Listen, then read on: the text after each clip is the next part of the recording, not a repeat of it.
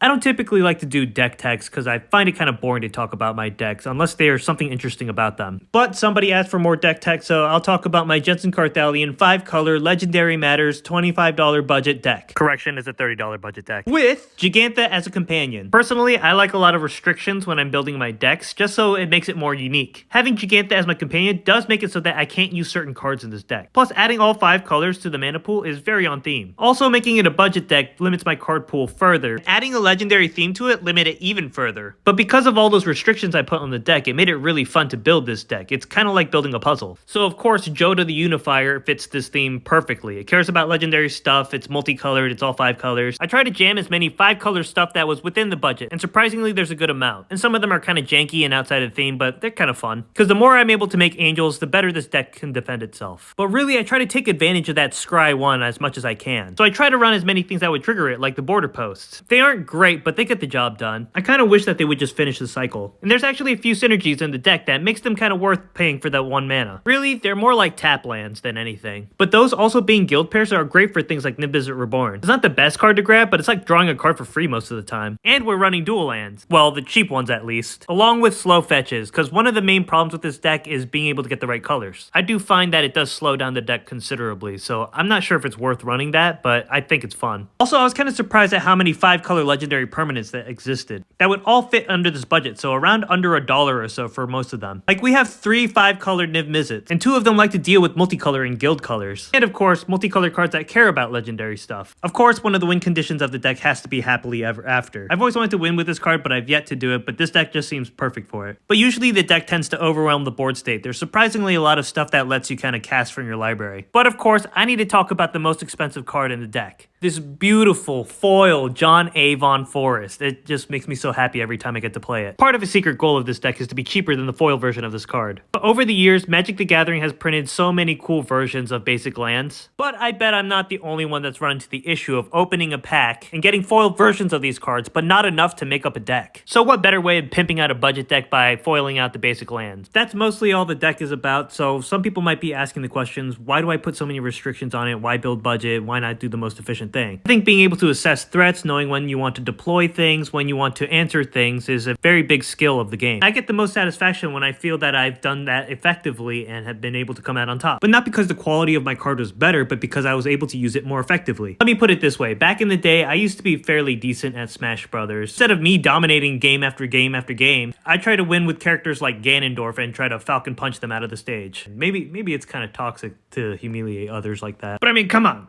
This is a Falcon Punch right here. Deck list on my Mox field.